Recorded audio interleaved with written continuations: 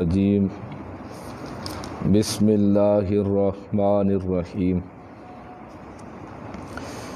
ان اللہ لا یستحیی ان یضرب مثلا ما بعوضۃ فما فوقها فأما الذین آمنوا فیعلمون انہ الحق من ربہم ان اللہ بے شک اللہ لا یستحیی نہیں شرماتے ان یضربا کہ بیان کریں وہ مثلاً کوئی مثال بیان کرنے سے اللہ نہیں شرماتے ما بعوضۃ چاہے وہ مچھر ہو فما فوقہا یا مچھر سے بھی اوپر ہو حقارت میں فأما الذین پس بہرحال وہ لوگ آمنوا جو ایمان لے آئے فیعلمون پس وہ جانتے ہیں انہ الحق کو بے شک وہ مثال حق ہے من ربہم ان کے رب کی طرف سے۔ اللہ رب العزت نے جب مثالیں بیان کی تو مشرکوں نے اعتراض کیا کہ اللہ اتنی بڑی ذات ہے، مہربان ہے، عزیز ہے، جبار ہے، تو اس قرآن میں ایسی مکھی جیسی اور مکڑی جیسی مثالیں بیان کرنے کا کیا فائدہ؟ یہ مکھی یا مکڑی یہ تو بری چیز ہے، اچھی نہیں ہے، تو پھر اللہ اتنی بڑی ذات والا اس کو کیا ہوا کہ وہ اس قسم کی مثالیں بیان کرتا ہے؟ اللہ نے اس کا جواب دیا، میرے پیغمبر ان کو کہہ دے اللہ مسئلہ سمجھانے کی خاطر مثال بیان کرنے میں نہیں شرماتا، چاہے وہ مکھی کی ہو یا مکھی سے اوپر حقارت میں مچھر کی کیوں نہ ہو، یا مچھر سے بڑھ کر کوئی اور حقیر کیوں نہ چیز ہو، اللہ اس کو بیان کرنے سے نہیں شرماتا۔ یہ الٹا تمہارے معبودوں کی حقارت بیان ہو رہی ہے کہ جو مکھی ان کے کھانے سے ایک ذرہ بھی لے جائے وہ مکھی سے واپس نہیں لے سکتے، جو مکھی بھی پیدا نہیں کر سکتے وہ تمہارے مشکل کشا، حاجت روا، نفع نقصان کے مالک، تمہاری بگڑیاں بنانے والے کس طرح بن سکتے ہیں؟ اللہ نے ایسی مثالیں بڑی ہی موقع کی بیان کی ہے مشرکوں کو ذلیل کرنے کے لیے۔ فعمل باقی جو لوگ ایماندار ہیں، جن کے دل میں ایمان آ گیا ہے، وہ لوگ جانتے ہیں کہ اللہ نے جو مثال بھی بیان کی ہے وہ بڑی ہی موقع کی مثال تھی اور سچ تھی، اور اللہ نے حق بیان کیا، اور جو کچھ بیان کیا بالکل صحیح ٹھیک بیان کیا، ذرہ بھر بھی اس میں کوئی نقصان نہیں۔ فَأَمَّا الَّذِينَ پس بہرحال وہ لوگ آمنوا جو ایمان لائے، فَيَعْلَمُونَ پس وہ جانتے ہیں، اَنَّهُ الْحَقُّ بے شک وہ مثال سچی ہے، بہت ہی موقع کی ہے، من ربہم ان کے رب کی طرف سے۔ وَأَمَّا الَّذِينَ كَفَرُوا بہرحال لوگ جو کافر ہیں نا، فَيَقُولُونَ وہ کہتے ہیں ماذا اراد اللہ بہذا کیا ارادہ کیا اللہ نے بہذا مثلا اس مثال کے بیان کرنے کے ساتھ۔ اللہ نے جو مکھی کی مثال بیان کی ہے یا مکڑی کی بیان کی ہے، اللہ یہ مثال بیان کر کے کیا حاصل کرنا چاہتا ہے، اللہ کا کیا مقصد ہے اسے بیان کرنے سے، کیا مقصد ہے، اللہ کیوں بیان کرتے ہیں بہذا مسئلہ اس مثال کے ساتھ۔ آگے سے جواب دیا، یضل بہ کثیرا، گمراہ کرتا ہے اس کے ساتھ بہت ساروں کو، ویہدی، اور ہدایت دیتا ہے بہ، اس قرآن کے ذریعے، کثیرا، بہت ساروں کو۔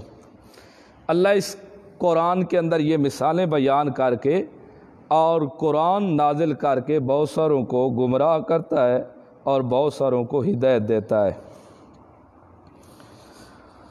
سوال پیدا ہوتا ہے کہ قرآن گمراہ کرنے کے لیے تو نہیں آیا، قرآن تو ہدایت کرنے کے لیے، گمراہ کرنے کے لیے تو علماء سو کی کتابیں ہی کافی ہے، گمراہ کرنا تھا تو پھر پیغمبر کو کیوں بھیجا، کتابیں کیوں دیں، پھر یہ کہاوتیں اور حکایتیں ہی کافی تھی، تو قرآن گمراہ تو نہیں کرتا، یہ ہدایت کے لیے آیا ہے۔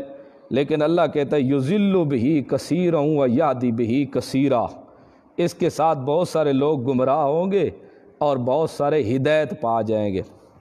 اصل بات اس طرح ہے کہ جب باپ اپنے بیٹے کو منع کرے کسی کام سے اور روکتا رہے اور باپ کے پاس سوٹی بھی موجود ہو، لیکن وہ سوٹی بیٹے کے لیے نہیں رکھی ہوئی، کسی اور چیز کے لیے رکھی ہوئی، بیٹا جو بھی آتا ہے، ابا جی یہ سوٹی کیا کرتے ہیں آپ رکھی ہوئے ہیں، اس سوٹی سے کیا کرنا ہے؟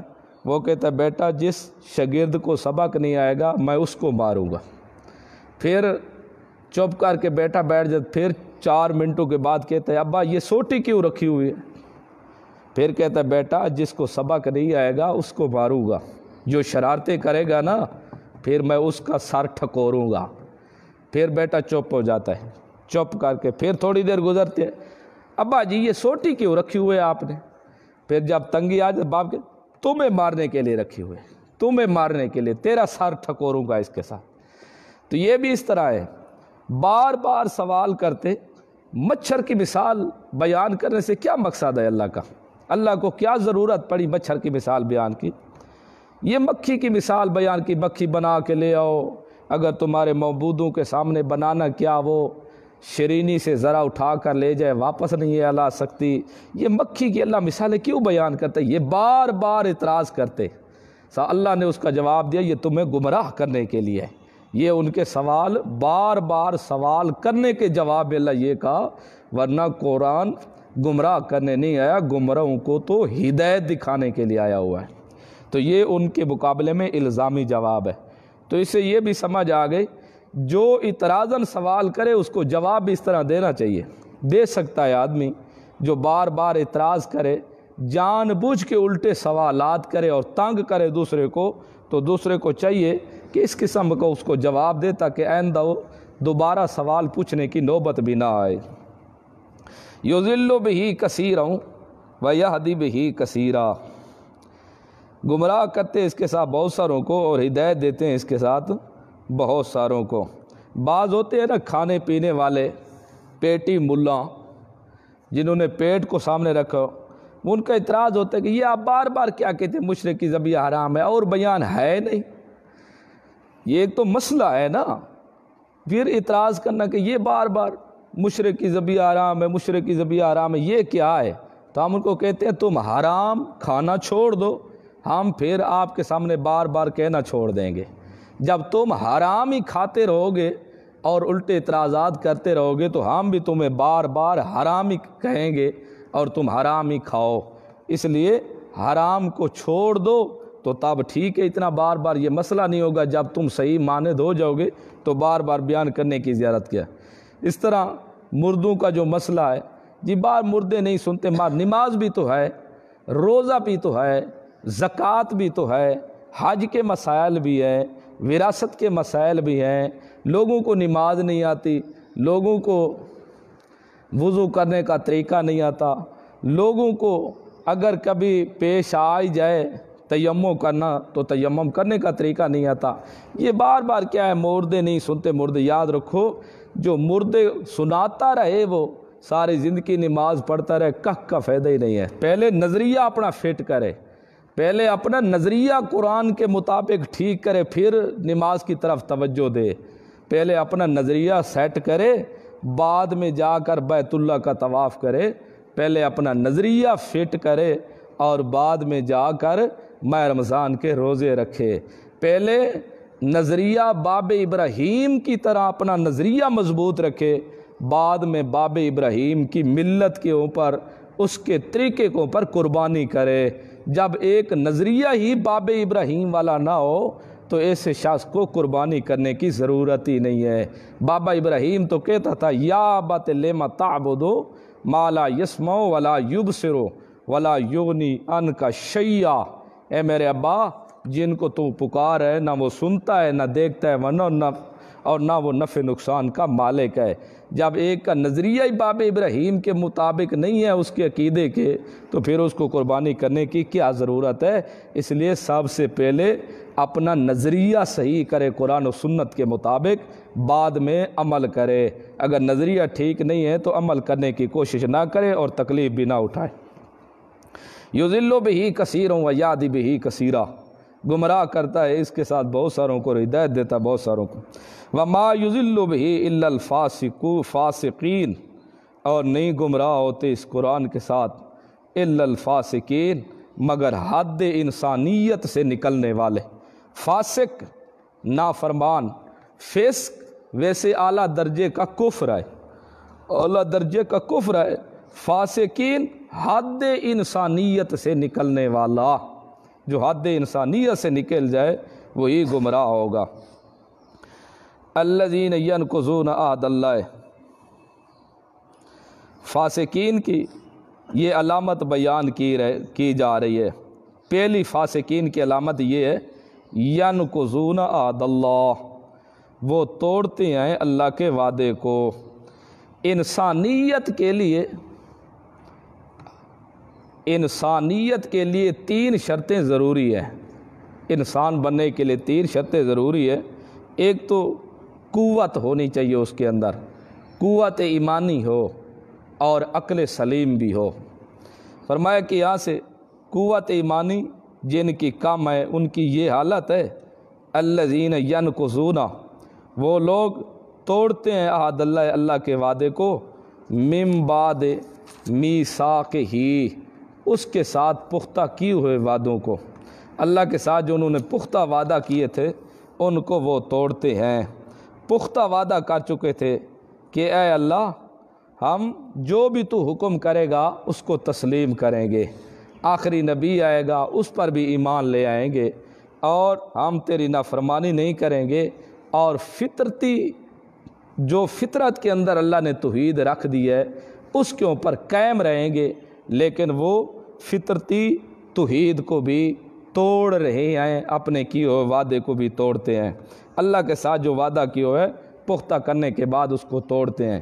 تو ایک تو فطرت میں توحید ہے انسان کے، دوسرا لا الہ الا اللہ محمد الرسول اللہ، یہ بھی وعدہ ہے کہ اللہ تیرے سوا الہ کوئی نہیں، مشکل کشا کوئی نہیں، حاجت روا کوئی نہیں، غیب دان کوئی نہیں، اور تو ہی مشکل کشا، غیب دان، حاجت روا ہے، اور محمد رسول اللہ صلی اللہ علیہ وسلم آپ کے رسول ہیں آخری۔ اب کلمہ بھی پڑھ رہا ہے اور ہٹ کے شرک بھی کر رہا ہے، اللہ کے ساتھ شریک بھی کر رہا ہے، غیروں کو مشکل کشا بھی سمجھ رہا ہے، یہ اللہ کے ساتھ کیے ہوئے وعدوں کو توڑ رہا ہے۔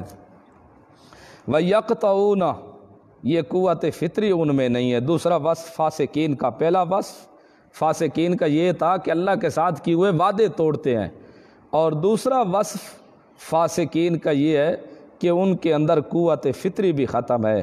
وَيَقْطَعُونَ، اور کاٹتے ہیں وہ ما امر اللہ بہ، جو حکم کیا اللہ نے اس کے ساتھ، این یوصل کے جوڑا جائے، وَيُفْسِدُونَ فِي الْأَرْضِ، اور فساد کرتے ہیں زمین میں۔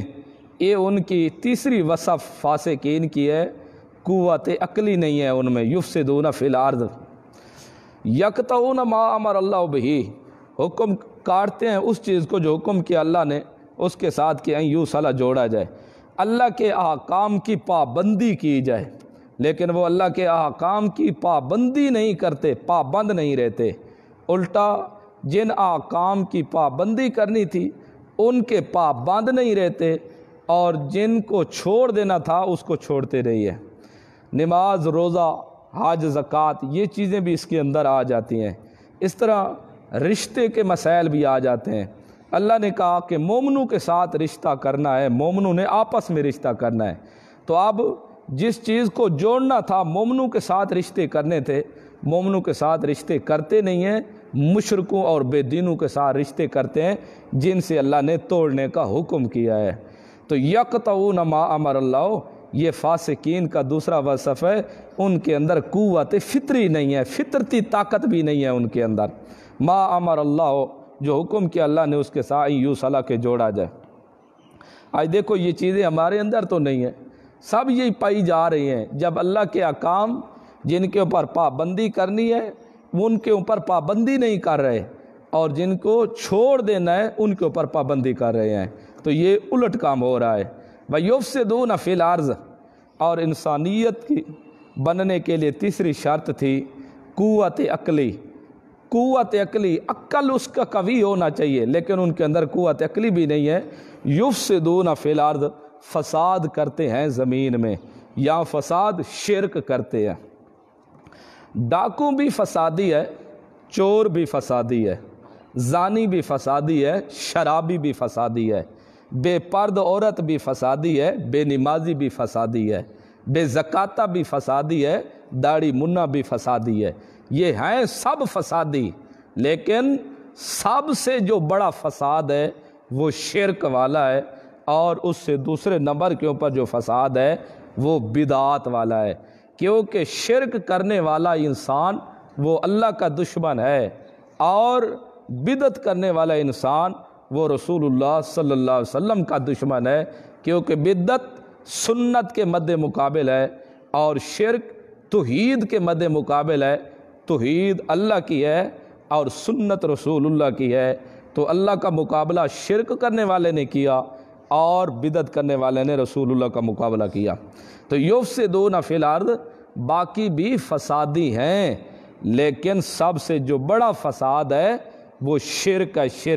شرک زمین میں کرتے ہیں، شرک کرنا یہ زمین میں فساد ہے، یہ زمین کے اندر فساد ہے۔ تو آپ دیکھو کتنا فساد برپا ہو چکا ہے، ہر جگہ اللہ کے سوا مورتیاں بنی ہوئی ہیں، ہر جگہ تھلے بنے ہوئے ہیں، جھنڈے لوگوں نے لگائے ہوئے ہیں، وہ معبود بنائے ہوئے ہیں جو اپنی بھی مشکل حل نہیں کر سکتے۔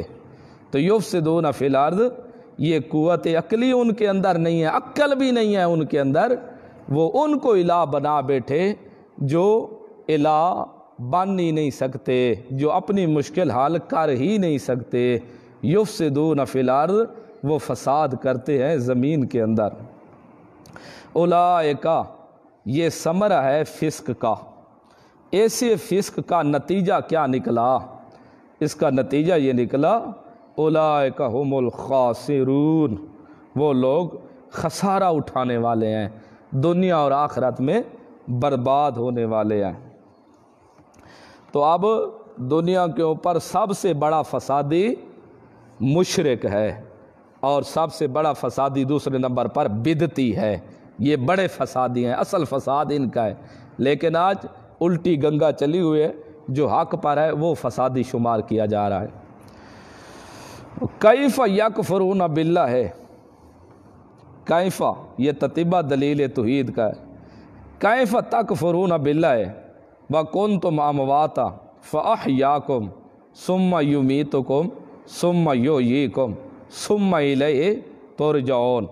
کیف تکفرون، کیسے تم انکار کرتے ہو باللہ ہے، اللہ کا، یعنی اے بے توحید اللہ ہے، اللہ کی توحید کا تم کیسے انکار کرتے ہو؟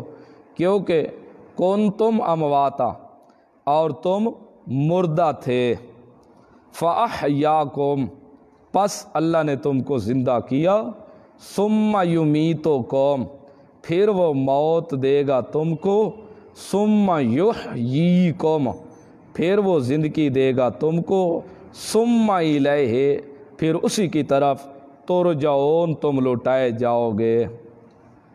کل یہ مختصر سی تفصیل میں سمجھا چکا تھا سورت مومن کے اندر کہ وہاں بھی امتہ نسنتین و احییت نسنتین اس کے اوپر بحث کی تھی، یہ آیت پیش کی تھی۔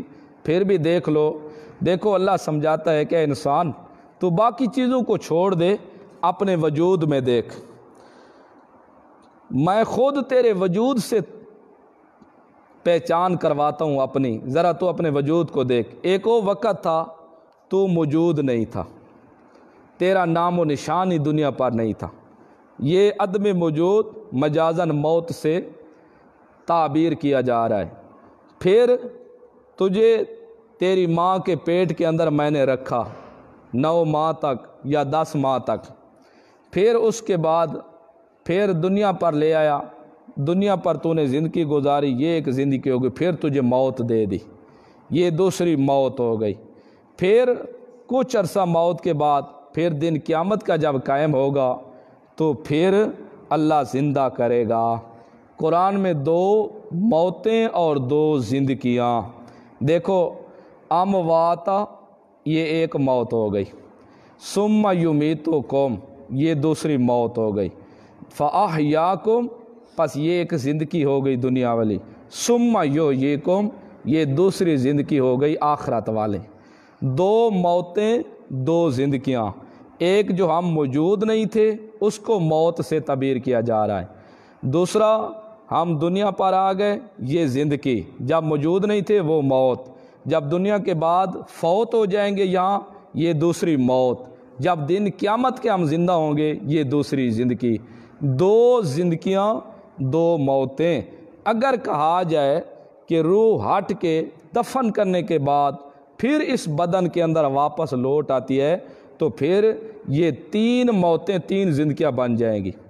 ایک موت یہ جب ہم موجود نہیں تھے، اور ایک موت اب جب ہم مریں گے 2، پھر قبر میں زندگی آئی، پھر اس کے بعد موت آئی 3، اسی طرح زندگیاں بھی 3 بن جائیں گی، ایک دنیا والی، ایک قبر والی، تیسری میدان محشر والی۔ یہ قرآن کی سراسر مخالفت ہے، صرف 2 ہی موتیں ہیں، 2 ہی زندگیاں ہیں۔ تو فرمایا کہ تو ذرا اپنے وجود کے اندر دیکھ، یہ تمہیں مردہ سے زندہ، زندہ سے مردہ کرنے والا کون؟ اگر یہ سب کچھ کرنے والا میں ہوں تو پھر عبادت کے لائق بھی میں ہوں۔ ثم یمیتکم پھر موت دے گا تم کو، ثم یحییکم پھر زندہ کرے گا، ثم الیہ ترجعون پھر اسی کی طرف تم لوٹائے جاؤ گے۔ هو الذی وہی ذات ہے، خلق لکم جس نے پیدا کیا تم کو۔ یہ تصرف آفاقی ہے، وہ تصرف انفسی تھا، ذرا اپنی جان کے اندر بھی تصرف کر کے دیکھ، اور یہاں تصرف انفسی آفاقی۔ هو الذی اللہ وہ ذات ہے، خلق لکم جس نے پیدا کیا تمہارے لیے، ما فی الارض جو کچھ زمین میں ہے، جمیع سب کا سب۔ ثم استوی یہ پھر تصرف آفاقی دوم، ثم استوی پھر مستوی ہوا، پھر قصد کیا الی السماء آسمان کی طرف، فسوہن پس برابر کیا ان آسمانوں کو، 7 سماوات آسمان، 7 آسمان برابر کیے۔ وہوا یہ کون سی تخصیص ہے، بلکہ اور وہ اللہ تو بکل شیء علیم وہ ہر چیز جاننے والا ہے۔ اللہ فرمائے کہ میں نے تمہارے لیے زمین میں سب کچھ پیدا کیا، زمین سے سب کچھ پیدا کرنے والا میں ہوں، تو کیا تیری نظر و نیاز کے لائق کوئی اور ہے؟ نہیں، ہر چیز پیدا کرنے والا میں ہوں تو نظر و نیاز کے لائق بھی میں ہوں، تو لہٰذا عبادت کے لائق بھی میں ہوں، عبادت میری کرو۔ ثم استوی پھر مستوی ہوا آسمان کی طرف، مستوی چڑھنا، پھر آسمان کی طرف چڑھا، تو کیا سیڑھی لگا کے چڑھا؟ اور چڑھنے والی جو چیز ہوتی ہے وہ تو وجود والی چڑھتی ہے، اللہ تو وجود سے پاک ہے، ما یلیق بشانہ ہی، تو پھر اس لیے یہ ان متشابہات میں سے ہے جن کا معنی معلوم ہے لیکن کیفیت مجہول ہے۔ معنی معلوم ہو، کیفیت مجہول ہو، والسوال عنہ بدعۃ، یہ جی جس کا معنی معلوم ہو، کیفیت حالت مجہول ہو، پتہ نہیں کس طرح چڑھا ہے، اپنی شان کے لائق ہی چڑھا ہے، تو اس قسم کے سوال کرنا بدعات ہیں، سوال کرنا ہی جائز نہیں ہے۔ ایمان رکھنا ضروری ہے کہ اللہ آسمانوں پر مستوی ہوا، آگے گھسنے کی ضرورت نہیں ہے۔ کس طرح مستوی ہوا، کس طرح بیٹھا، کس طرح چڑھا، کس طرح اللہ کا وجود ہوگا، جب اس طرح گھس جاؤ گے تو پھر گمراہ ہو کے مر جاؤ گے۔ صرف ان کے اوپر نفس ایمان رکھنا ضروری ہے، زیادہ کیل کال کرنے کی گنجائش نہیں ہے۔ فرمایا کہ یہ سب کچھ 7 آسمان میں نے برابر بنائے، 7 آسمان بنانے والا میں ہوں تو عبادت کے لائق بھی صرف میں ہوں، یہ تیری عقل بھی تسلیم کرے گی۔ اور یہ کیا تخصیص ہے، بلکہ میں تو ہر چیز کا علم رکھنے والا ہوں۔ وَإِذْ قَالَ، یہ توحید کے اوپر دلیل عقلی پیش کی جا رہی ہے۔ وَإِذْ قَالَ، اذکر یہاں لفظ محذوف ہے۔ جب کہا ربوں کا، تیرے رب نے للملائکۃ، ملائکہ کے لیے، انی جاعلٌ، بے شک میں بنانے والا ہوں، فی الارض، زمین میں، خلیفتاً، ایک نائب۔ قالو، آگے سے جواب دینے لگے فرشتے، اتجعل، آیا تو بناتا ہے، فیہا، اس زمین میں، من یفسد فیہا، جو فساد کرے گا، فیہا، اس زمین میں، ویسفک الدماء، اور بہائے گا خون، ونحن نسبح، اور ہم پاکیاں بیان کرتے ہیں، بحمدک، تیری تعریف کے ساتھ، ونقدس لک، اور ہم تیری پاکی ہی بیان کرتے رہتے ہیں، تسبیحات کرتے ہیں تیری تعریف کے ساتھ اور تیریاں پاکیاں ہی بیان کرتے ہیں۔ کالا، آگے سے اللہ نے جواب دیا، انی، بے شک میں، عالم، خوب جانتا ہوں، ما لا تعلمون، جو کچھ تم نہیں جانتے۔ جب اللہ رب العزت باب آدم کو پیدا کرنے لگے تو اس وقت اللہ نے ملائکہ کو کہا کہ میں ایک خلیفہ بنا رہا ہوں زمین میں۔ تو یہاں سے ایک اشکال ظاہر ہوتا ہے کہ کیا اللہ فرشتوں سے مشورہ لے رہا تھا؟ آپ کا کیا خیال ہے؟ انی جاعل فی الارض خلیفہ، کہ میں ایک زمین میں خلیفہ بنا رہا ہوں۔ آگے سے ملائکہ نے جواب دیا کہ اللہ تو زمین میں اس کو پیدا کر رہا ہے، خلیفہ بنا رہا ہے جو زمین میں فساد کرے گا اور خون بہائے گا، بد عملیاں کرے گا۔ یہ اللہ نے جو کہا کہ میں زمین میں خلیفہ بنا رہا ہوں، تو یاد رکھو اللہ مشورے سے پاک ہے۔ اللہ مشورہ نہیں لے رہا ان سے، بلکہ اللہ رب العزت ان کو بتلا رہا ہے کہ اگر کوئی ہے بات تو ظاہر کرو۔ حالانکہ اللہ تو دلوں کے رازوں کو بھی جانتا ہے۔ اللہ ان کو بتلا رہا ہے کہ میں ایک زمین پر ایک خلیفہ بنا لے ہوں۔ تو یہاں خلیفہ بنانا نائب، بعد نے کہا کہ دیکھو جی اللہ نے خلیفہ بنایا باب آدم کو، تو جس کو خلیفہ بنایا جاتا ہے اس کو کلی اختیارات دے دیے جاتے ہیں۔ اللہ نے اپنا خلیفہ بنایا تو اللہ نے سب اختیارات باب آدم کو دے دیے، تو لہذا یہاں سے مختار کل ثابت ہو گیا اور حاضر ناظر ہو گیا۔ یاد رکھو یہ سراسر غلط ہے، قرآن کی تحریف ہے۔ یہ خلافت جو ہے یہ مسئلہ توحید پہنچانے کے لیے میں خلیفہ بنا رہا ہوں زمین میں، جو مسئلہ توحید جا کر لوگوں کو پہنچائے گا، اور مسئلہ توحید کو بیان کرنے کے لیے میں خلیفہ بنا رہا ہوں۔ تو اگر اس طرح خلیفہ ہے تو خلف من بعد خلف اضاعوا الصلاۃ، تو پھر وہ بھی تو خلائف کے اندر سے ہیں، تو پھر سب حاضر ناظر ہوئے۔ تو یا پھر خلیفہ ایک دوسرے کے پیچھے آنے والے، میں ایک ایسے بھیج رہا ہوں انسان جو ایک دوسرے کے پیچھے آئیں گے، وہ ختم دوسرے آ جائیں گے، وہ ختم تیسرے آ جائیں گے، اس طرح۔ لہذا یہاں مختار کل والا یا حاضر ناظر والا استدلال بالکل سراسر قرآن کی مخالفت ہے، اور یہ قرآن کی توہین ہے۔ فرشتوں نے کہا کہ اے اللہ تو بناتا ہے اس میں جو فساد کرے گا، فرشتوں کو کیا معلوم کہ یہ فساد مچائے گا؟ کہتے ہیں کہ انسان سے پہلے زمین کے اوپر جو آباد تھے وہ جن تھے، اور یہ جن قوم بڑی شرارتی ہے، یہ شرارتیں کرتے تھے، ایک دوسرے کو قتل کرتے تھے، لڑتے بھیڑتے تھے، اللہ نے ان کو ختم کر دیا تھا۔ تو وہ حالت ان نوریوں نے دیکھی تھی، اس حالت کے اوپر اس کو بھی قیاس کیا، جیسے وہ شرارتیں کرتے تھے اسی طرح یہ بھی شرارتیں کریں گے۔ اور دوسرا انسان عناصر اربع سے بنایا گیا ہے، تو چاریں چیزیں متضاد ہیں، یہ چار چیزیں ایک دوسرے کے مخالف ہیں، تو یہ جہاں چار چیزیں متضاد مخالف مل جائیں وہ وہاں فساد ڈنکا ہی مچتا ہے، صلح نہیں ہوتی۔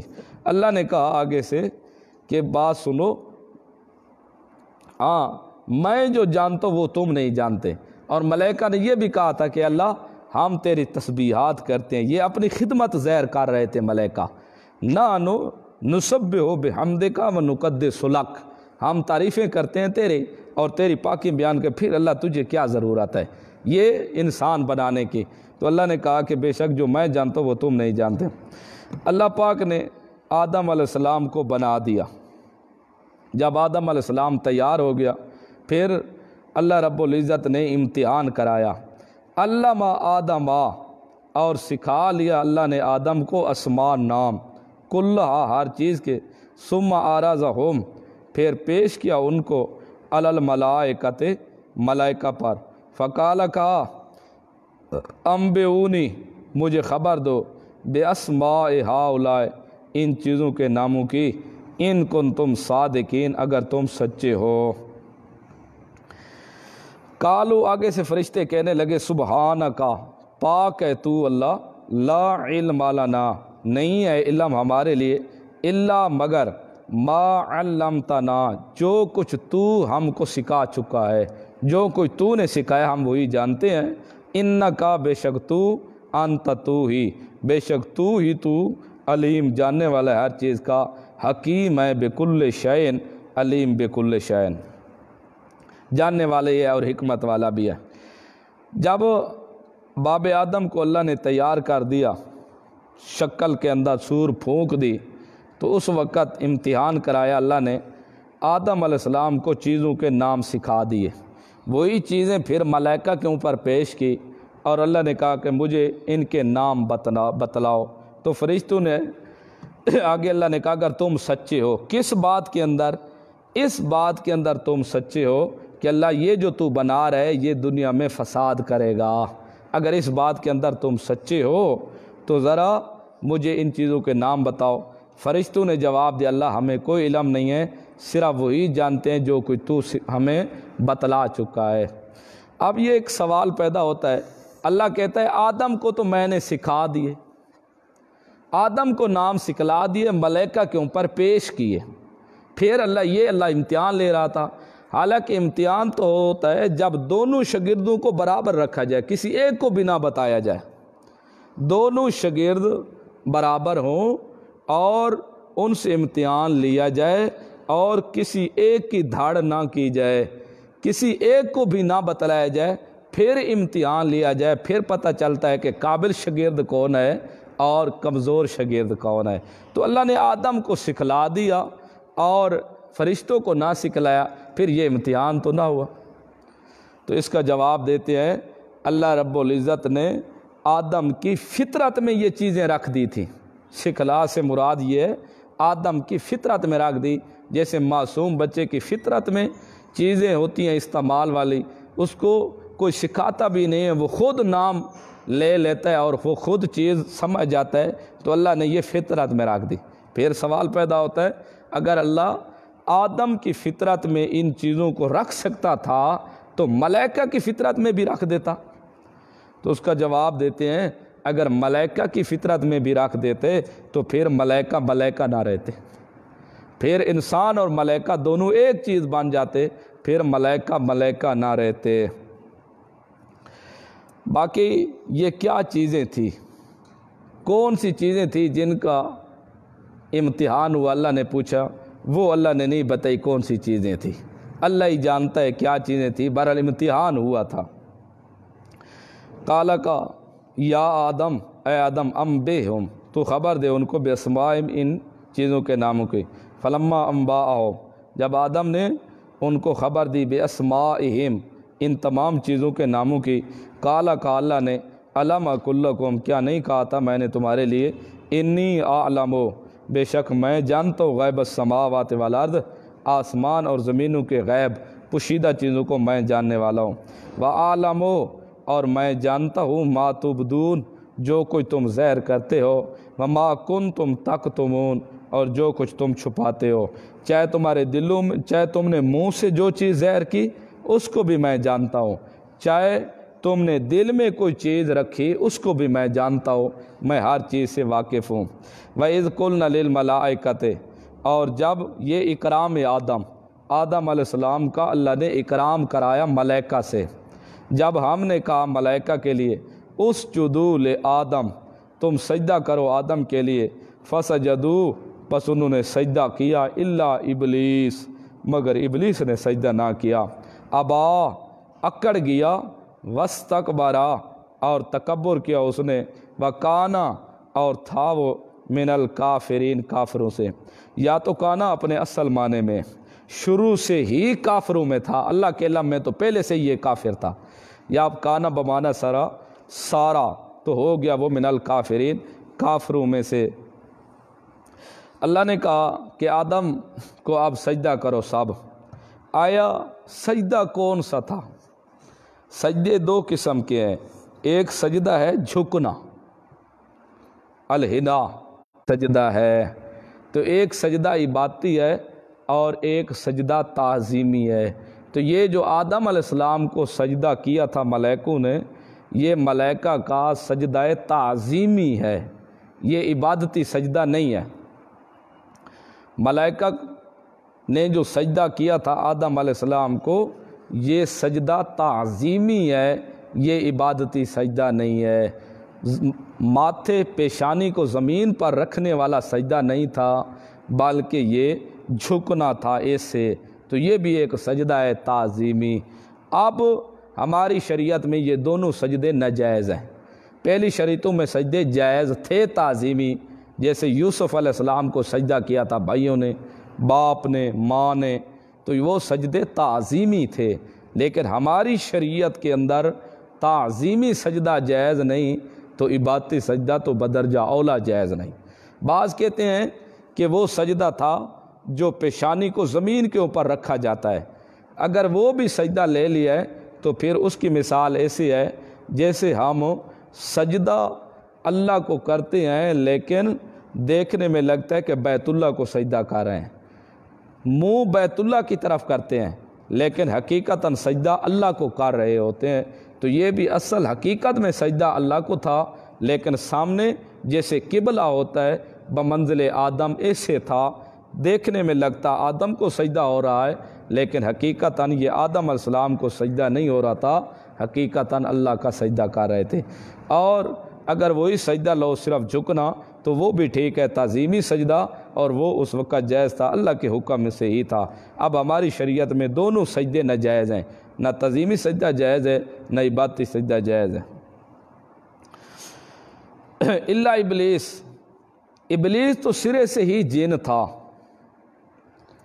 تو پھر اللہ نے سجدہ تو آدم علیہ السلام کو کرنے کا حکم جو دیا تھا وہ ملائکہ کو کیا تھا، تو پھر اس کو تو نہیں سجدہ تھا۔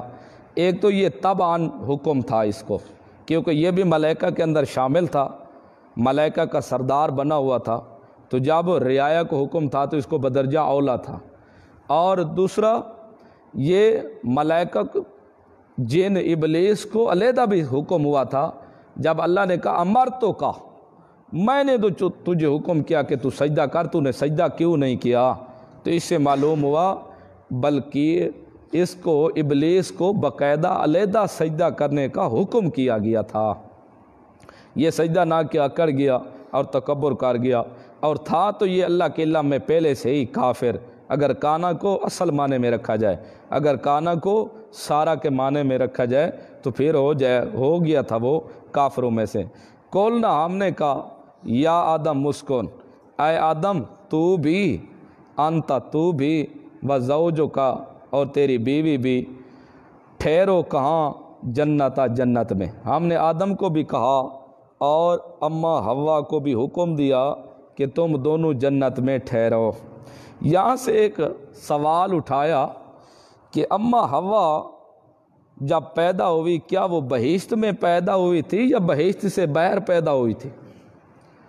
اماں حوا جب پیدا ہوئی تو کیا وہ بہشت میں جا کر پیدا ہوئی تھی یا بہشت سے بیر پیدا ہوئی تھی؟ بعض نے کہا کہ اماں حوا بہشت میں پیدا ہوئی تھی، لیکن سیاق و سباق قرآن سے معلوم ہوتا ہے کہ بہشت میں پیدا نہیں ہوئی، بیر ہی پیدا ہوئی تھی، کیونکہ اللہ نے کہا، ہم نے کہا تم اور تیری بیوی دونوں جنت میں ٹھہرو، وَكُلَا مِنْهَا، اور کھاؤ اسے راغداً کھلا، کھاتے رہو جہاں تمہارا دل کرے، ہیں سو شئتما، جہاں کہیں تم دونوں چاہو، لیکن ایک خیال رکھنا، آدم اور اماں حوا یہاں سے امتحان ہے دونوں کا، وَلَا تَقْرَبَا هَٰذِهِ الشَّجَرَةَ، نہ تم قریب جانا دونوں اس درخت کے، فَتَكُونَا، پس تم دونوں ہو جاؤ گے، مِنَ الظَّالِمِينَ، ظالم اپنا نقصان کرنے والوں میں سے، ظالم بمعنی نقصان بھی آتا ہے نا، ہو جاؤ گے تم اپنا نقصان کرنے والوں میں سے۔ اب یہ کون سا درخت تھا جس سے اللہ نے منع کیا تھا؟ تو اس کا قرآن و سنت کے اندر کہیں بھی تذکرہ نہیں ہے، بس کوئی ایک درخت تھا، ایمان رکھنا ضروری ہے، باقی اس کے اندر گھس جانا یہ کوئی ایمانی تقاضا نہیں ہے، بس ایمان رکھنا ضروری ہے کہ وہ درخت تھا جسے اللہ نے منع کیا، ورنہ قول تو بہت بے شمار ہیں، گندم کا درخت تھا، کوئی کچھ کہتا ہے کوئی کچھ کہتا ہے، قرآن و سنت میں اس درخت کی صراحت موجود نہیں ہے، یہ اجمالاً ہی ہے۔ فَأَزَلَّهُمُ الشَّيْطَانُ، پس پھسلا دیا، یہ شیطان کا دھوکہ ہے، دونوں کو جب دھوکہ دیا، فَأَزَلَّهُمُ الشَّيْطَانُ، پس پھسلا دیا دونوں کو شیطان نے، انہا، اس درخت کی وجہ سے، درخت سے، فَأَخْرَجَهُمَا، پس نکال دیا ان دونوں کو، مما کانا، ان دونوں کو اس سے جس میں وہ دونوں تھے، فیہ، وَقُلْنَا، اور ہم نے کہا، اے بیتو، اتر جاؤ، بعضکم، بعض تمہارا، لبعض، بعض کے لیے، عدو، دشمن ہے، وَلَكُمْ فِي الْأَرْضِ، تمہارے لیے زمین میں مستقر ٹھہرنا ہے، وَمَتَاعٌ إِلَىٰ حِینٍ، اور نفع ہے ایک وقت تک۔ پھسلا دیا شیطان نے ان دونوں کو، پس نکلا دیا ان دونوں کو اس بہشت سے۔ شیطان نے پھسلایا کیسے؟ یہ نامراد بھی ادھر ادھر گھومتا رہتا تھا نا، جنت کے قریب آ جاتا، باب آدم اور حوا کو کہتا یہ درخت کھا لو ہمیشہ رہو گے، دیکھو میں نے نہیں کھایا تھا تو آج میں جنت سے چلا گیا، تم کھا لو گے، بادشاہی پرانی نہیں ہوگی، اس طرح وصف سے ڈالتا رہتا تھا، بار بار یہ تائیدیں کرتا تھا، تو اس لیے انہوں نے کھا لی۔ اور بعض بہت ہی زیادہ بنی ہوئی ہے باتیں کہ شیطان کو تو اللہ نے نکال دیا، پھر یہ بہشت میں کیسے؟ بعض نے کہا سانپ کے اندر داخل ہو گیا تھا، پھر سانپ جنت میں چلا گیا تو پھر شیطان وہاں نکل آیا۔ کیا وہ بہشت میں جا رہا تو نکالنے والا اللہ تعالیٰ کو پتہ نہیں ہے یہ سانپ کے اندر داخل ہو کے آ رہا ہے؟ تو یہ سب گپ شپ بنی ہوئی ہے کافی الفاظ کے ساتھ۔ وہ دوسرے مقام پر ہے کہ بار بار آدم علیہ السلام کو اور اماں حوا کو کہتا تھا کھا لو یہ درخت ہمیشہ رہو گے، میری طرح اگر نہیں کھایا نا تم نے تو پھر ہمیشہ نہیں رہ سکو گے، یہاں سے نکلنا پڑے گا تم دونوں کو، بادشاہی تمہاری پرانی ہو جائے گی۔ بر انہوں نے وسوسے میں آ کر کھا لیا، تو بعد نے یہاں کہہ دیا دیکھو باب آدم اماں حوا کے اوپر بھی تو شیطان کا اثر ہو گیا، لہذا جادو ہو جاتا ہے۔ اب اتنا وقت نہیں ہے، انشاءاللہ بات کریں گے کہ یہ ان کی جہالت ہے، سراسر جہالت ہے، لا علمی ہے۔ قرآن کے اندر دیکھ لیں، اللہ نے صاف لفظوں میں کہہ دیا ناسیہ، بھول گیا تھا آدم، لم نجد لہو عزما، ہم نے اس نے پختہ ارادہ کیا تھا ہماری نافرمانی کا، جب وہ بھول ہی گیا تھا تو پھر شیطان کا اثر کیسے چڑھ گیا؟ اور باقی جادو، یہ وصف سے ڈالنا یہ اور بات ہے، اور ما فوق الاسباب اثرات ڈالنا اور لطیف نکات ڈالنا یہ اور بات ہے، انشاءاللہ وہ مستقل باس ہے کہ زندگی رہی تو۔ باقی جادو کفر ہے، پیغمبر کے ہمارا ایمان ہے، مومن پر بھی کفر کا اثر نہیں ہو سکتا، اور یہ قرآن کا اعلان ہے کہ شیطان اس کے اوپر اس کا غلبہ نہیں ہو سکتا جس کے اندر دو چیزیں موجود ہو، ایمان بھی موجود ہو، اللہ کے ساتھ توکل بھی، امید بھی موجود ہو۔ شیطان کا اثر انہی کے اوپر ہوتا ہے جن کے اندر دو بیماریاں موجود ہو، شرک بھی موجود ہو اور شیطان کو اپنا دوست بھی بنا لیں۔ اِنَّهُ لَيْسَ لَهُ سُلْطَانٌ عَلَى الَّذِينَ آمَنُوا وَعَلَى رَبِّهِمْ يَتَوَكَّلُونَ۔ इन्नमा सुल्तानुहु अलल्लज़ीना यतवल्लौनहु वल्लज़ीना हुम बिही मुशरिकून। ये सरी आयत है, बय्यन आयत है। अल्लाह ने साफ इसमें निखेड़ा पैदा कर दिया है कि किन के ऊपर शैतान का असर नहीं होता और किन के ऊपर शैतान का असर हो जाता है। लिहाजा आदम अलैहिस्सलाम के ऊपर कोई शैतान का असर नहीं हुआ था, ये वसवसा डालता रहता था और अल्लाह ने ख़ुद सफ़ाई दी। नासिया, आदम भूल गया था। लम नजिद लहू अज़मा, हमने उसके लिए कोई पुख्ता इरादा नहीं पाया था कि जानबूझकर उसने हमारी नाफरमानी की हो। बहरहाल दरख्त ये खा लिया, अल्लाह ने निकाल दिया, चले जाओ आप तो, बाज़ तुम्हारा बाज़ का दुश्मन होगा और तुम्हारे लिए ज़मीन में अब ठहरना है, वहाँ ही तुम्हारे लिए खाने पीने का सामान है, हमेशा नहीं रहोगे, हीन एक वक़्त तक, यानी हीन बमाना मौत, मौत तक तुम वहाँ रहोगे। जब मौत आ जाएगी फिर दुनिया वाला रिहाइश भी ख़त्म, दुनिया वाली रिहाइश भी ख़त्म हो जाएगी। इसलिए तो अल्लाह ने कहा मेरा पैगम्बर वअबुद रब्बका हत्ता यातियकल यकीन, मेरा पैगम्बर इबादत करता रहे करता रहे करता रहे, वअबुद रब्बका, करता रहे यहाँ तक कि तुझे मौत आ जाए। जब मौत आ गई अब इबादत वाला सिलसिला ख़त्म, क्लियर, अब उसके बाद इबादत नहीं है। वअबुद रब्बका हत्ता यातियकल यकीन, वहाँ यकीन बमाना मौत या हीन बमाना भी मौत, मौत तक इबादत है। और जो है ना अल-अंबिया आयाउन फ़ी क़ुबूरिहिम युसल्लून, अंबिया अपनी कब्रों में नमाज, ये बिल्कुल मन घड़त और झूठ है, कोई इसकी हकीकत ही नहीं है। तमाम अंबिया अपनी कब्रों में नमाज़ें पढ़ते हैं, तो ईसा अलैहिस्सलाम की कब्र कहाँ है? ये सब झूठ है, कोई सही रिवायत नहीं है, ये मन घड़त है ये। फ़तलक्का आदम मिन रब्बिही, बस सीख लिया आदम ने, सीख लिया आदम ने मिन रब्बे, अपने रब से, कलिमातिन, चंद कलमे, कई बातें, फ़ताब अलैह, बस मुतवज्जो हुआ उस पर, इन्नहु बेशक वो अल्लाह हो व तव्वाब, वो तौबा कबूल करने वाला रहीम, बड़ा ही मेहरबान है। कहते हैं बाज़ तो कहते हैं 100 साल से भी ज़्यादा बाबा आदम रोते रहे, ज़मीन पर रोते रहे, अल्लाह से माफ़िया मांगते रहे, यहाँ तक कि फ़तलक्का आदमो, बस सीख ली आदम ने अपने रब से चंद कलिमात। बाज़ चंद कलिमात से क्या मुराद है, वो कौन से कलमे हैं जो आदम अलैहिस्सलाम ने अपने रब से सीखे थे? अब बाज़ ने कहा यहाँ से 5 तन का वास्ता बाबे आदम ने दिया था, जो 5 तन को इलाह समझते हैं ना, 5 तन का वास्ता दिया, अल्लाह ने 5 तन के नाम सिखा दिए, ये वास्ता दिया, बाबे आदम ने तौबा कबूल हो गए, सरासर झूठ है। बाज़ है पीछे लौला फलाक वाली रिवायत लेके कि आदम अलैहिस्सलाम ने दुआ कि अल्लाह तेरे आखिरी नबी दा वास्ता है, यानी मोहम्मद रसूलुल्लाह सल्लल्लाहु अलैहि वसल्लम का वास्ता और वसीला पेश किया। अल्लाह ने पूछा कि आए आदम, तुझे कैसे पता है कि मेरा आखिरी रसूल भी आएगा जिसका नाम मोहम्मद होगा सल्लल्लाहु अलैहि वसल्लम? तो आदम ने आगे से जवाब दिया, आदम अलैहिस्सलाम ने, अल्लाह जब तूने मेरे जिस्म में रूह फूंकी थी मेरी, मैंने अर्श की तरफ देखा था, ऊपर सामने लिखा हुआ था ला इलाहा इल्लल्लाह मुहम्मद रसूलुल्लाह, वो मुझे याद था, इसलिए मैंने उसका वसीला पेश किया। ये भी मन घड़त और झूठ है, ये भी सरासर झूठ है, मन घड़त रिवायत है।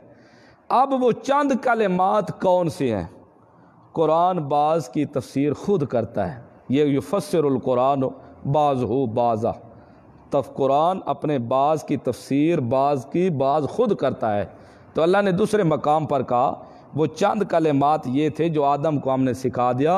दोनों मियाँ बीवी कहते थे रब्बाना ज़लमना अनफुसना व इल्लम तग़फिर लना व तरहमना लनकूनन्ना मिनल खासिरीन।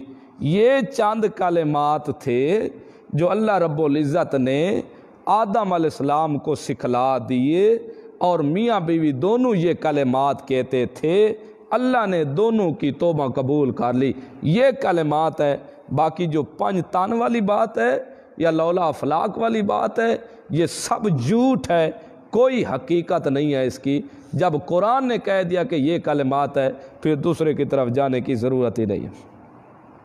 فتلقا پس سیکھ لیے آدم نے من ربی اپنے رب سے کلمات چند کلمے فتاب علیہ پس توبہ کی انہی کے اوپر انہو بے شک اللہ ہو التواب الرحیم وہ توبہ قبول کرنے والا بھی ہے رحیم تے مہربان بھی ہے۔ صرف گناہ معاف نہیں کرتا بلکہ گناہ معاف کر کے ساتھ ساتھ نیکیاں بھی دے دیتا ہے۔ بچے ہوتے تھے نا معصوم چھوٹے چھوٹے، ماں باپ دیتے نا جا کے یہ دکاندار سے لے کے آؤ، جب وہ لے لیتے نا سودا تو پھر کہتے دکاندار جی ہمیں جھونگا، ہم بولتے ہیں اس کو جھونگا، وہ تو دو نا ذرا، وہ بھی انہوں نے بھی رکھا ہوتا تھوڑے سے ذرا چاہ کے دے دیتے سے۔ اللہ کہتا ہے جو میرے دربار پر آئے نا لے کے گناہ توبہ کر لے، میں توبہ بھی گناہ بھی معاف کر دیتا ہوں، گناہ معاف کر کے پھر ساتھ ساتھ نیکیاں بھی دے دیتا ہوں۔ رحیم بڑا ہی مہربان ہوں میں۔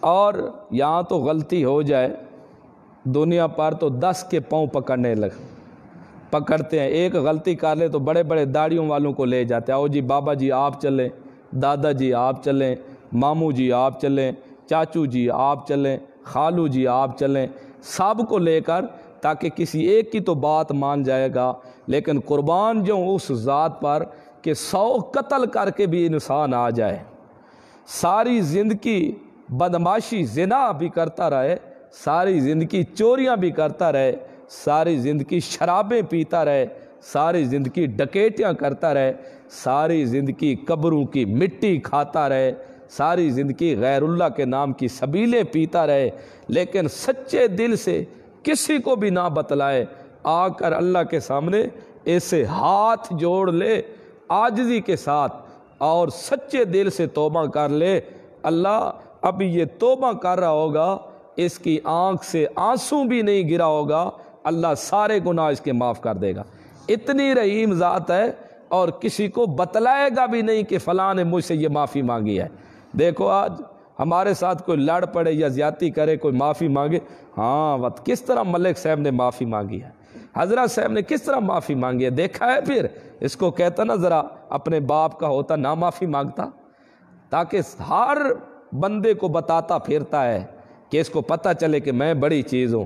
لیکن قربان جاؤں جس کا کھاتا ہے پیتا ہے، جس نے وجود دیا، زندگی دی، جوانی دی، صحت دی، انسان بنایا، خنزیر و کتا نہیں بنایا، ساری زندگی اس کی نافرمانی کرتا رہے، لیکن 100 سال کی زندگی گزر گئی، 4 پئی کے اوپر پڑا ہے، اٹھنے کی طاقت نہیں ہے، بیٹھنے کی طاقت نہیں ہے، لیٹ نہیں سکتا سیدھا، تب بھی موت سے پہلے وہاں سچے دل سے اللہ کے دربار میں معافی مانگ لے، تب بھی اللہ کا دروازہ معافی والا کھلا ہے، اللہ معاف کر دیتا ہے اور بتلاتا بھی کسی کو نہیں ہے۔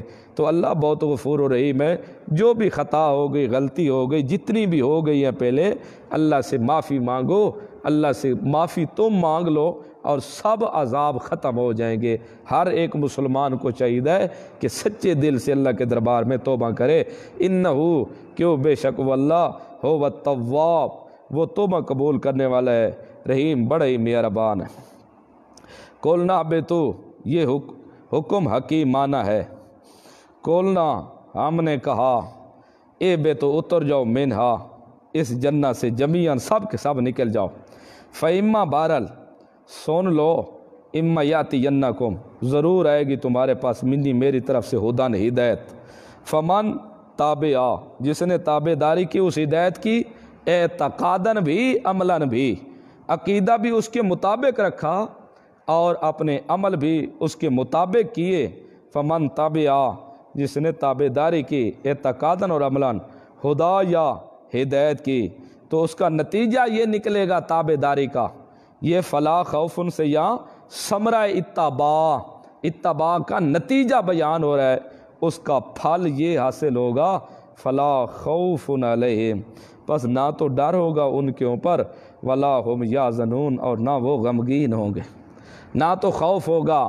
جب مرنے لگیں گے، آگے خوف نہیں ہوگا آگے ہمارے ساتھ کیا بنے گا، اور غم نہیں ہوگا ہمارے پیچھے معصوم بچوں کے ساتھ کیا بنے گا، ہر قسم کے غم سے محفوظ ہوں گے، نہ خوف ہوگا ان پر اور نہ وہ غمگین ہوں گے۔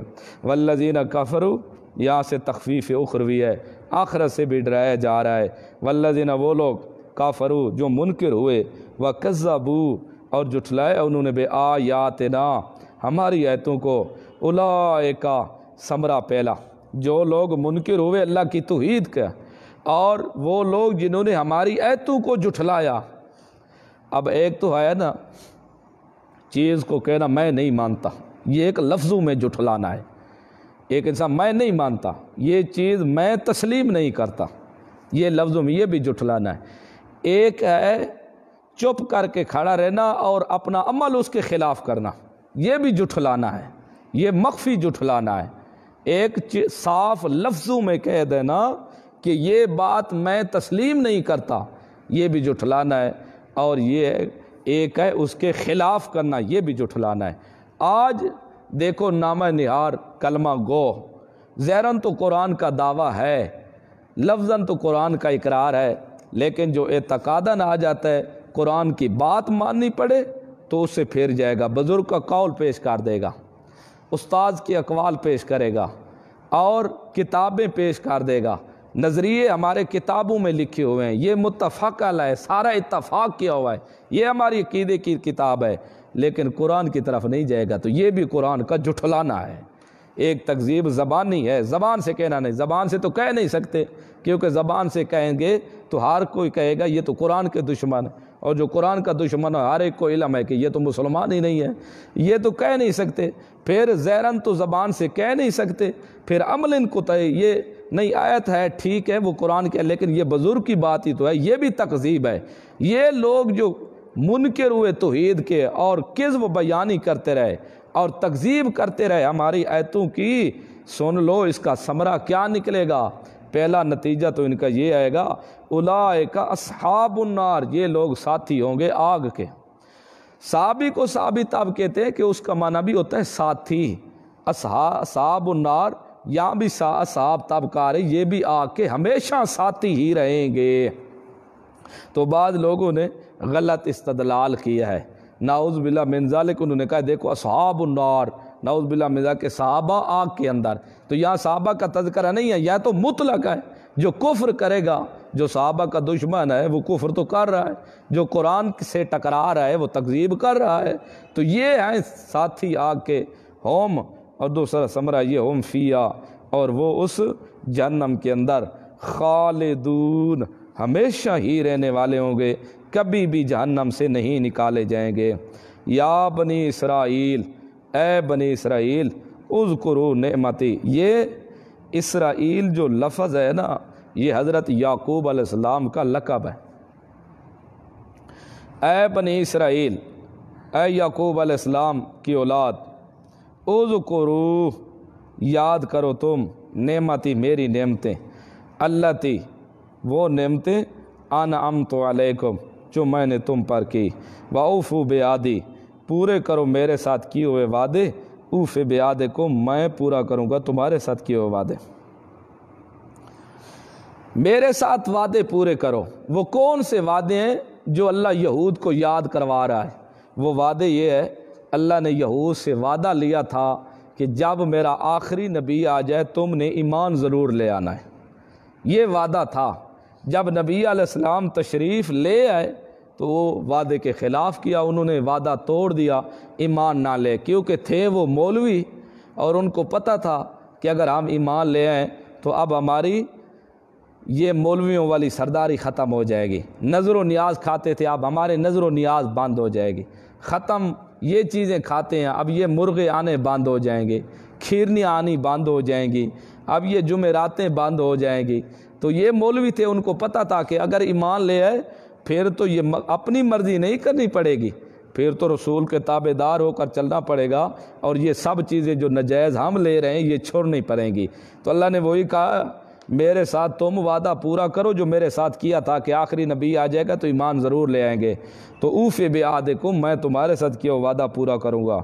वइया या फरहबून, और ख़ासकर मुझी से डरो। ये सवाल मुक़द्दर का जवाब है, मुझ से डरो, यानी तुम डर रहे हो अब ईमान ले आएँ तो ये नज़र व नियाज़ बंद हो जाएंगी, अब ईमान ले आएँ तो भूख से मर जाएंगे।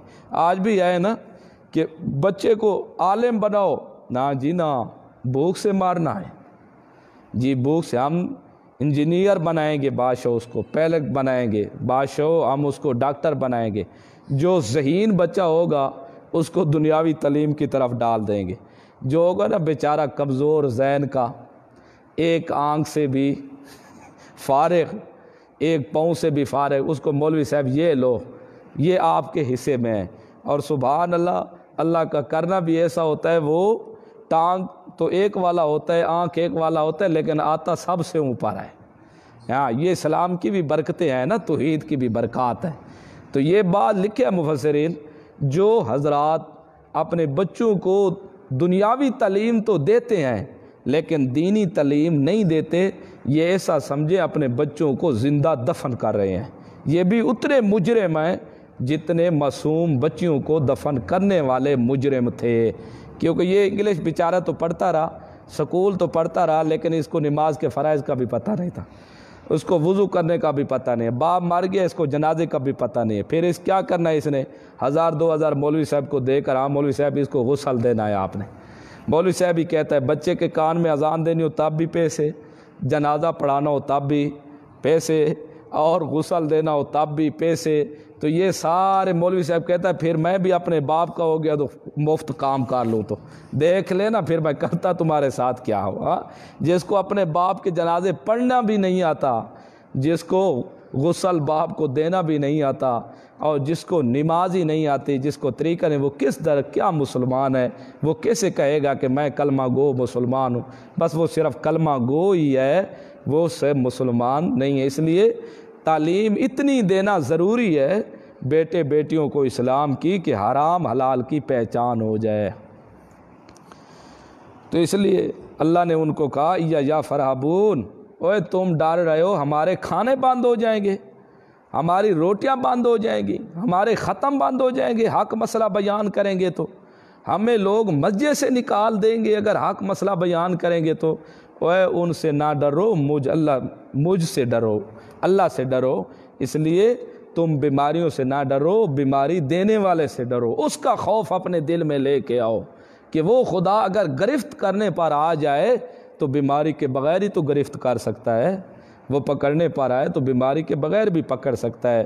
اس گالوں مجھ سے ڈرو، نظر نیازوں کی طرف دھیان نہ دو، میرا پیغمبر آ گیا اس پر ایمان لے آؤ، خاص کر مجھے سے ڈرو۔ تو اس لیے اللہ سے ہی ڈرنا ہے۔ وآمنوا، یہ اب دعوت ایمان ہے۔ ایمان کی دعوت دینے سے پہلے کچھ نہ کچھ شرائط کا ہونا ضروری ہے۔ پہلے ان کو بلایا گیا، وعدے یاد دلائے گئے، اب ایمان کی دعوت دی جا رہی ہے۔ وآمنوا، اور ایمان لے آؤ، بما، اس چیز کے ساتھ، انزلتو، جو میں نے نازل کیا، مصدقا لما معکم، تصدیق کرنے والی ہے اس چیز کی جو تمہارے پاس ہے۔ یہ یہود کو دعوت توحید ہے نا، کہ قرآن کے ساتھ ایمان لے آؤ۔ قرآن مصدق ہے، تورات مصدق ہے، تصدیق کی ہوئی ہے، اور قرآن تصدیق کرنے والی ہے۔ او یہودیو، اگر تم قرآن کے منکر بنو گے تو تورات کا انکار لازم آئے گا۔ کیوں؟ تورات کی تصدیق کرنے والی ہے کتاب قرآن، یہ مصدق ہے، اور اس کی تصدیق کے ساتھ تورات کی تصدیق ہے۔ جب قرآن کے منکر بن جاؤ گے تو تورات کی تصدیق کیسے ہوگی؟ پھر تو تم اپنی کتاب کے بھی منکر بن جاؤ گے۔ لہذا اس لیے قرآن کی تصدیق کرو، یہ اللہ کی نازل شدہ کتاب ہے۔ ولا تکونوا اول کافر بھی، اور نہ تم ہو جاؤ پہلے درجے کے کافر، نہ ہو اول اس کے ساتھ کافر۔ بات یہ ہے کہ اس سے پہلے مکے والے تو کافر تھے، مدینہ کی یہ سب سے پہلی صورت ہے جو مدینہ میں نازل ہوئی تھی، تو مکہ میں بھی تو کافر ہوئے۔ قرآن کہتا ہے ولا تکونوا، نہ ہو جاؤ تم اول کافر بھی، سب سے پہلے کافر ہونے۔ ہاں، جو مکہ کے کافر تھے نا وہ جہل تھے، جہلا تھے وہ بہت زیادہ، لیکن جو مدینے میں یہود علماء تھے وہ پڑھے لکھے تھے، وہ پڑھا لکھا طبقہ تھا۔ اور اللہ معاف کرے، پڑھا لکھا جاہل بن جائے تو پھر یہ تو ہو ہی نہیں سکتا اس کو کوئی سیدھا کر لے۔ جاہل تو سیدھا ہو سکتا ہے، لیکن پڑھا لکھا جاہل ہو جائے یہ سارے مذہب پھیر لے گا، لیکن یہ حق کو پھر سیدھا نہیں ہوگا۔ یہ تو وہاں یہود کے علماء تھے، او یہودیو، او علماء، تم سب سے پہلے اول درجے کے کافر نہ بنو، کیونکہ ایک مولوی خراب ہو جائے تو تمام مریدوں کو برباد کر دیتا ہے۔ اگر تم میں سے ایک کافر بن گیا تو وہ سارے مریدوں کو کافر بنا دے گا۔ اس لیے اپنے مریدوں سے پہلے تم اول درجے کے کافر نہ بنو، کیونکہ ایمان لے آؤ تو مرید بھی ایمان لے آئیں گے۔ اگر تم منکر بن گئے، مرید ایمان نہیں لے آئیں گے، پھر پہلے درجے کے کافر تم ہوگے، پیچھے وہ ہوں گے۔ کافرم بھی ولا تشتروا بآیاتی ثمنا قلیلا، اور دوسرے نمبر پر دین فروشی نہ کرو، دین نہ بیچو، مت تم خریدو میری آیت کے بدلے ثمنا قلیلا، تھوڑا سا پیسہ۔ سوال پیدا ہے، پہلی بات تو یہ ہے کہ وہ غلط مسئلے لکھ کے نا دیتے تھے، اور مسئلے غلط لکھ کر دے دیتے اور پیسے بٹور لیتے، جیسے آج کل تویدی حضرات کہتے ہیں قرآن کی آیت لکھ دی اور پیسے 1000 روپیہ 500 لے لیا، وہ بھی غلط مسئلے لکھ دیے، لکھ کے پھر ان سے پیسے لے لیے۔ یہ کام کرتے تھے یہود، اپنے من ماڑی کرتے۔ بڑا کوئی ہوتا سردار نواب ملک چودھری، اس کی نرمی کرتے، کوئی کام غلط ہو جاتا تو اس کو مسئلہ لکھ دیتے اپنی مرضی کا، پیسے لے لیتے مرضی کے۔ اللہ نے کہا مت بیچو تم میری آیتوں کو ثمنا قلیلا، تھوڑے پیسوں کے بدلے میں۔ اب یہ ایک سوال پیدا ہوتا ہے، وہ تھوڑے پیسے تو نہیں لیتے تھے، ہوتے تو اتنے پیسے لیتے تھے، ہاں وہ تو بہت زیادہ پیسے لیتے تھے۔ تو بات یہ ہے قرآن کے مقابلے میں، قرآن کے ایک حرف کے مقابلے میں بھی دنیا اور ما فیہا، دنیا اور جو کچھ اس کے اندر موجود ہے سب لے آؤ، قرآن کے ایک حرف کا بھی مقابلہ نہیں کر سکتے۔ جس کے مقابلے میں پیسے لیتے تھے وہ چیز جو تھی، وہ کتاب جو تھی، وہ بڑی اہم شان والی تھی، اس کا مقابلہ یہ دنیا کے پیسے نہیں کر سکتے۔ وَإِيَّايَ فَاتَّقُونِ، اور خاص کر تم مجھ ہی سے ڈرو، اور مجھ سے ڈرو۔